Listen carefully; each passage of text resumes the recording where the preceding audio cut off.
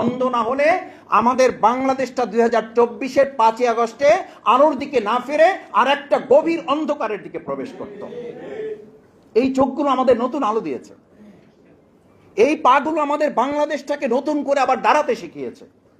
কিন্তু আফসোস কি জানেন, এই যে আজকে ডকুমেন্টারিগুলো দেখানো হয়, সরকার 2026-এর 12ই জানুয়ারি নির্বাচনের পর উচিত ছিল এই সকল ঐতিহাসিক দলিলগুলো প্রত্যেকটা সরকারি বেসরকারি হাসপাতাল এবং কলেজগুলোতে, মেডিকেল কলেজগুলোর সামনে ফটো গ্যালারি করে এই সমস্ত বীর চিকিৎসক এবং তাদের চিকিৎসা সেবাকে জাতির সামনে তুলে ধরার জন্য ব্যবস্থা গ্রহণ করা। কিন্তু আমরা তা লক্ষ্য করেছি তার বিপরীতটা। কি বিপরীত লক্ষ্য করেছি?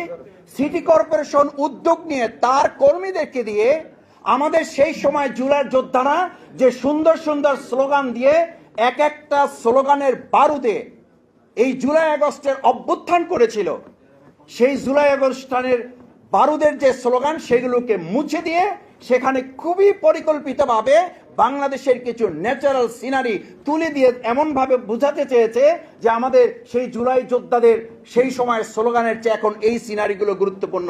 এর পিছনে মূল কথা হচ্ছে তারা জুলাইয়ের সেই স্মৃতিকে ভুলিয়ে দিতে চায়।